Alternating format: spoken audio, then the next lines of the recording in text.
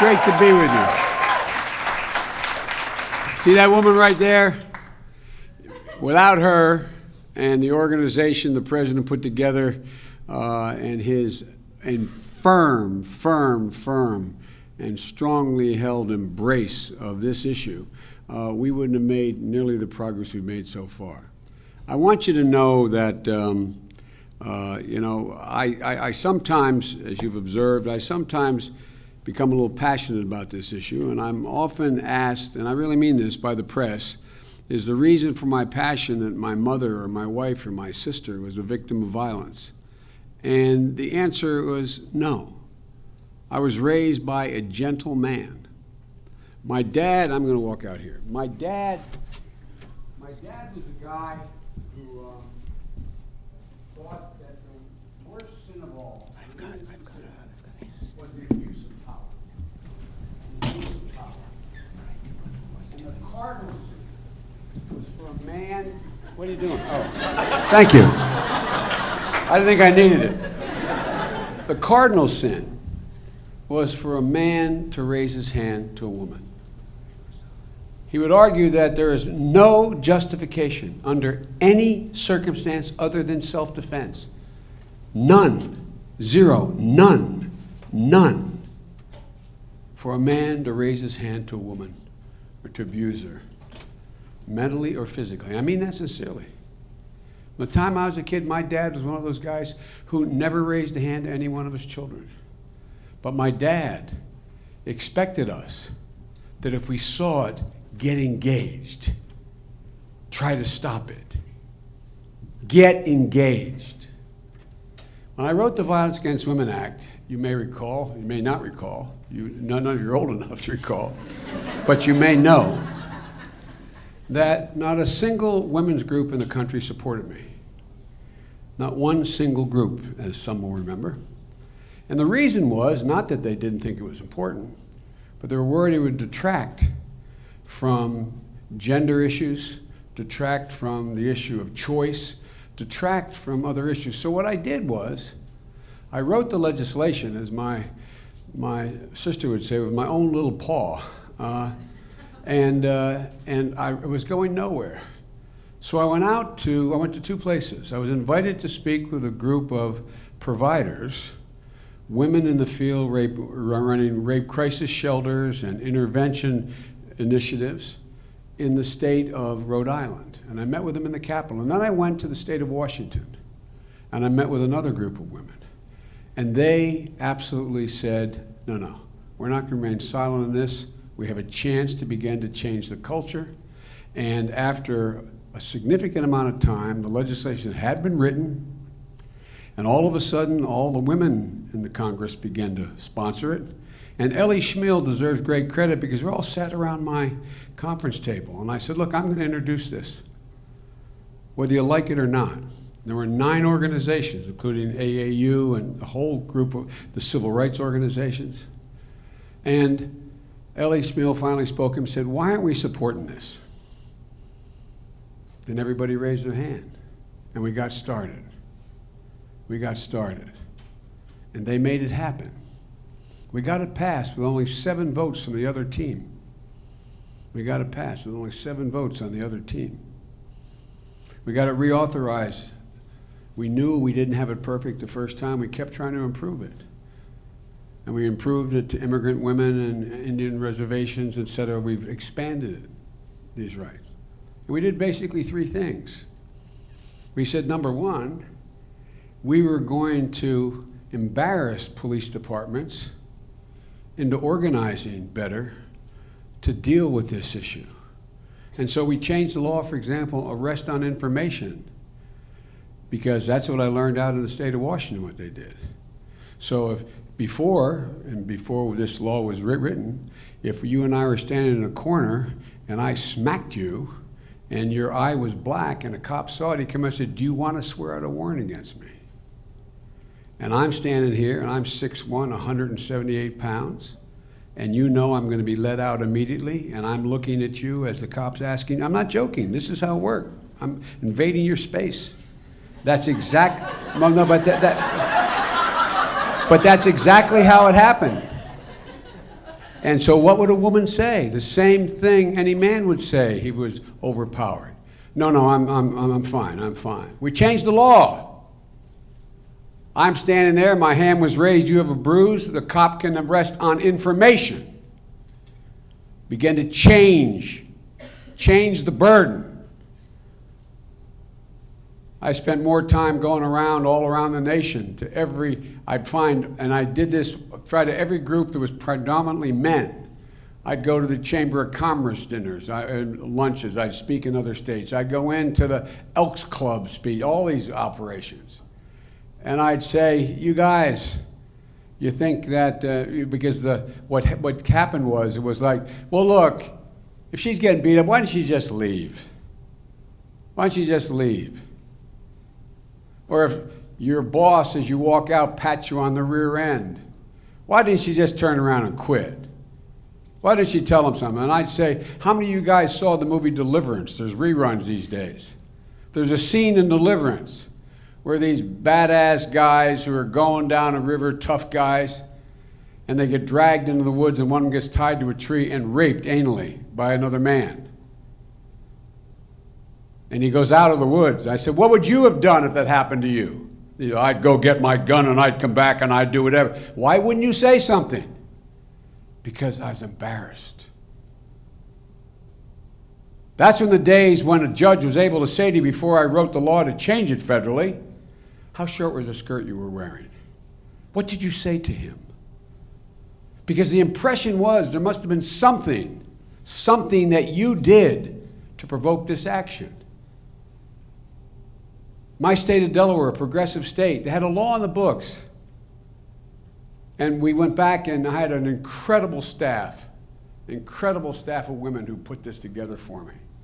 We did this study, a day in the life of abused women. We took every day of the year and gave real live events of the way women were treated and abused. And it had an enormous impact on the way people looked at this. And we found out, I'd say to these men, okay, guys, you say you'd go out and do something. Well, why is it you don't? Why is it you don't? Because society is going to judge you as well as the abuser, the attacker. So things begin to change. They begin to change. Violence against women, and by the way, significant most of the violence against women is by known partners.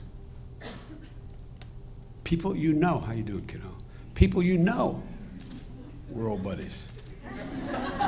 People you know. And so I thought, wow, we're really making some progress here. The president asked me, as the staff can tell you, did I have any request when I agreed to be vice president? I said, yeah, I want to bring the Office of Violence Against Women into my office, that I control it, into the vice president's office. Because we had a great attorney general, and we have had two great attorney generals, they demurred. I get to appoint who's going to head up these elements of the office. And so I would have people. There's a woman named Cynthia Hogan. She's the one that the NFL brought in after that idiot dragged his wife out by the hair out of a, real first-rate, tough lawyer. So Cynthia came on to head it up. And there's a difference when the authority is inside the White House, because no one questions it. No, I mean nobody in the administration questions it. The president's, the great thing about serving with this great man is whatever he gives me the authority to do it, and everybody knows I speak for him, and it's done. Well, I was feeling very good about the Violence Against Women Act, what was happening. So Cynthia went over and checked with the Bureau of Justice Statistics about how things were moving. And we found out something that was really the most discouraging thing that's happened in my career, not just in violence, but across the board. girls and women between the ages of 14 and 24, guess what? The violence of sexual assault and rape hadn't gone down at all. It was still as prevalent as it was when I wrote the legislation. So I'm short-circuiting this, but so I held a virtual town meeting with thousands of young women and men on the phone, high schools and colleges all across America. And I asked them, I gave them a website and said, what one thing would you want me to do that would make you feel safer on your campus? Men and women. And women aren't the only one abused. A lot of men are raped as well. And you know what they came back with? Spontaneously, the overwhelming response was, get men involved. Get men involved. So I talked with the president about it, and that's why he started, It's on Us. It's not just men, it's on all of us. Silence is complicity. Silence. You're an accessory.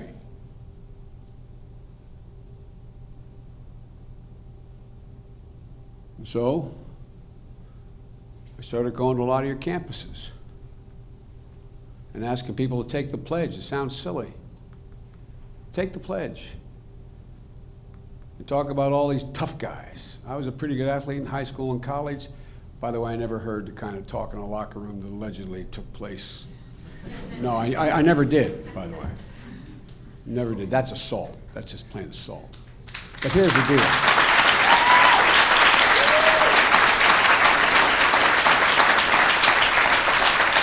But there's a lot of pressure on men.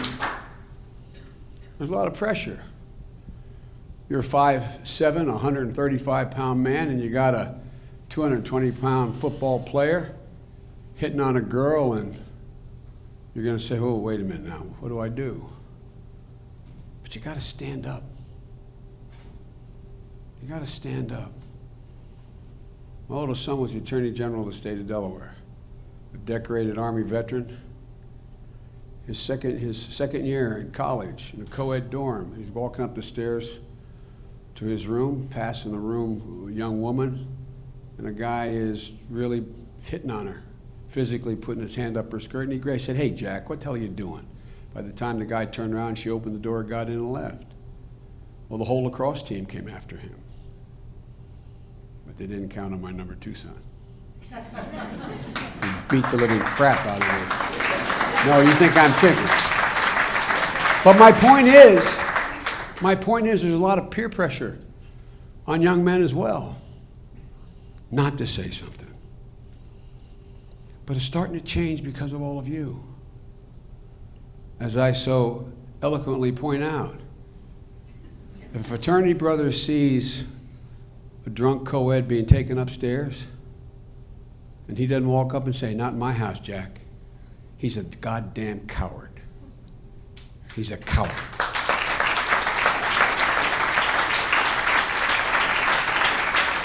So guys, we can change the culture. I really believe it, because the vast majority of men are not abusers. The vast majority are not. Look how rapidly the domestic culture has changed on LGBT issues. When I got in trouble for saying I support gay marriage, I was the only one to do that. I wasn't taking any chance. I got back here and they said, oh God, what have you done? I said, the American people are already beyond us, man. 58% of the people already support my position. What the hell are you doing? What are you doing? No, I mean it. But here's the point. I wasn't taking any chance, and you're not taking any chance now, speaking out. Think what's happened. Just when I took this job, when the president and I acquired these jobs, it's been a great honor. If you men went to you had a business luncheon at a fancy restaurant, and 4 or 5 of you in a major city are having lunch, and a waiter comes up and says, what would you like? If one of the people sitting with you said, well, let me tell you, everybody remained silent. They wouldn't say anything.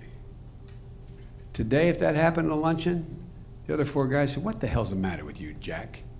No, I'm serious. Because what's happened is, just like those brave women who came and testified before my committee, and they took enormous chances with millions of people watching them to tell their story. It takes enormous courage to do that. Enormous courage. And the reason why we made the change we have in the LGBT community is because so many people have the courage to come out. In many cases, risking their physical security by doing it. What happened? The rest of America looks and says, hey, they're just like me. What's the problem here? And how many of you young women, have had someone come to you in the dorm and say, this is just what just happened to me? And you weren't sure what to do. I don't mean you in particular, but your colleagues. You didn't go to the RA, you didn't go to the school, you didn't say anything. Because you didn't know what to do, and you weren't sure, and you didn't want to get involved. I'm using you in an editorial sense. Nobody wants to be involved in this dirty little secret. Nobody wants to be involved. So they turn their head, a blind eye. Oh, I didn't see that. I'll bet that every one of you have either been abused yourself or you know someone personally who has. And silence is a killer. I mean, it really is. And the more people speak up, the more people they speak up, the more it's going to become, the abuser becomes the pariah. The abuser's the pariah, not the abused.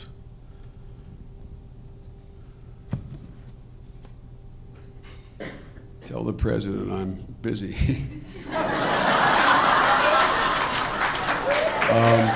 No, I'm only joking. He's a great friend.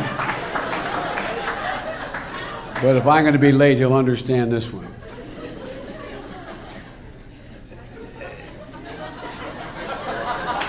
Let me say it this way. Look, guys.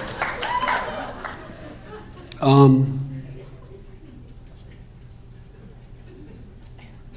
you all know what, you've heard the expression lots of times. Well, the rule of thumb on this is the following. You've heard that expression, haven't you? So whatever. Well, the rule of thumb is anybody know where that saying came from? Absolutely. You can't feed your wife with anything smaller than a thumb. That's right. Larger than your thumb. And it came from the 13th century in English common law because women were considered chattels in our English jurisprudential system. Just like the cow, not a joke, or the sheep. And a man had the right to chastise his wife. But too many women were dying. And the common law, which is not codified, the common law develops over time. And in order to deal with too many women dying, they said, no man can beat his wife with a rod that is bigger than the circumference of his thumb. As much as we think we're so advanced, our Western culture, this is a cultural problem. A cultural problem that we are making significant inroads into changing. And it really is on you guys. You guys are smart as hell. You're engaged. You care. You have passion about this. And encourage other people to speak out and speak up. I spent time at the academies talking about violence against women. Things are beginning to change because of you. Beginning to change because of you. I really do have to go, but here's the deal, guys. I'm no longer going to be vice president, but I'm going to be associated with several major universities and have a significant staff. I'm going to be setting up a foundation that's going to devote the rest of my life to dealing with violence against women. To deal with it on me.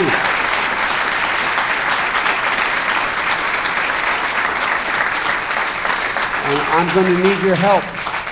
Because what we can't let happen, we've gained momentum, genuine momentum. These two women here are leaders in the community and have been leaders for some time. I mean it sincerely. Major, major, major factors in dealing with this issue. I've never felt this momentum before, have you?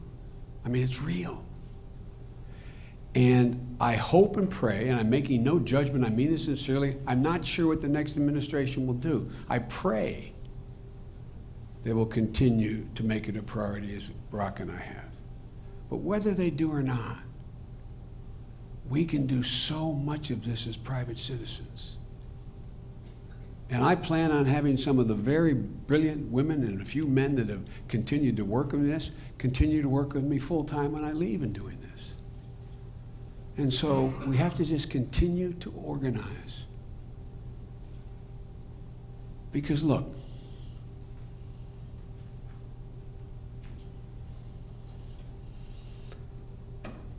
my daughters, I lost one, but I have two daughters, and my 4 granddaughters. I have believed from the time I was conscious of this issue, and the issues relating to women and men, because I've been surrounded by women who are straight, tough, and smarter than I have been. I mean that sincerely. Strong, strong women. From my mother to my sister, to my deceased wife, my wife. There's not a single solitary thing that my grandson and my 2 sons could do that my daughters and my granddaughters can't do. Not a single solitary thing in life. Nothing. Not a single solitary thing. And the ultimate answer for changing this culture is when we get to the point where that is endemic to everything we think about. And a lot of you are part of the millennial generation. You're the most understanding, you're the most open, you're the most tolerant. It's not hyperbole. These are facts of any generation in American history. And so I'm counting on you. For my granddaughters, I'm counting on you. Stay engaged. Stay engaged. And I am not allowed to announce until we're out of office exactly what I'm doing with this foundation. I mean, as a matter of ethical concern, I'm not allowed to say this is what the organization will be, this is where it will be, this is the money we'll raise this up. But I'm going to be asking for your help. No. I know. I'm not being. It's not a joke. It'd be inappropriate for me to say I'm going to raise X number of dollars, and then, well, who you're raising it from? Well, you're talking. I can't do that now. But in January 21st, we're going to start, or we're going to continue. And I'm working very hard with this incoming administration to convince them that this is, in a sense, the civil rights issue of our time. It's the human rights issue of our time.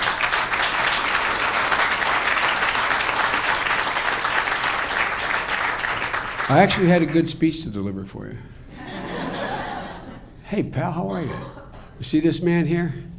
This man is more connected than anybody I know with Hollywood, and one of the great things we did, I got an opportunity to introduce a woman who made a song famous, Until It Happens to You, at the Academy Awards.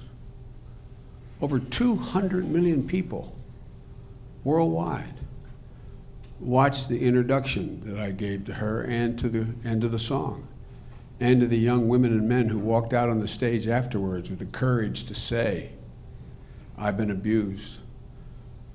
The frightening thing was, for 3 of them, their parents never knew. Think how many young women you know who got drunk, got abused, and were more afraid to tell their parents than to do something about the accuser. I'm coming, okay? I better take my note back.